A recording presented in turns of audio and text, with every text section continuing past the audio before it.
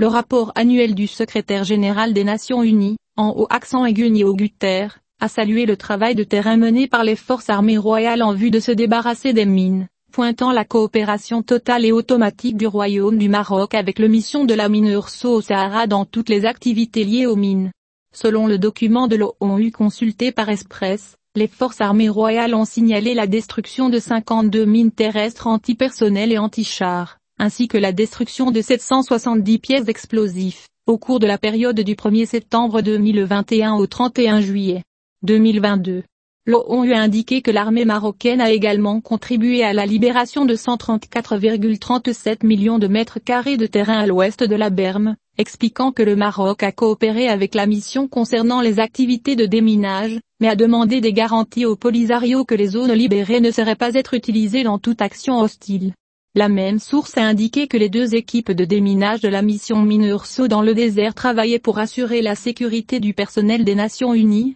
des convois logistiques et des biens, soulignant que la mission a évalué 8772 km de route entre les différents sites de l'équipe à l'est de la ceinture de sécurité comme exempte de risque d'explosion visible. La composante anti-mine a également assuré la sécurité des équipes d'enquêteurs de la mission des Nations Unies au Sahara marocain, selon le rapport, qui indique qu'il existe encore 24 champs de mines connus sur 61, et 42 sur 527 zones dans lesquelles des armes à sous-munitions sont étalées, attendant d'être libérées à l'est de la berme. Le Maroc a mis en œuvre les dispositions de la Convention sur l'interdiction des mines antipersonnel, bien qu'il n'en soit pas partie, conformément à ses obligations internationales, notamment l'accord signé avec la MINURSO en 1999 relatif à l'échange d'informations, au marquage des mines zones, leur déminage et la destruction des mines et restes explosifs de guerre. Il convient de noter qu'Abdelwahab Alouki, l'ambassadeur du Royaume du Maroc aux Pays-Bas, a confirmé dans des déclarations précédentes que le Maroc avait déminé une zone de 5950,47 km² jusqu'en octobre 2021, ce qui a permis la détection et la neutralisation de 96 792 mines terrestres,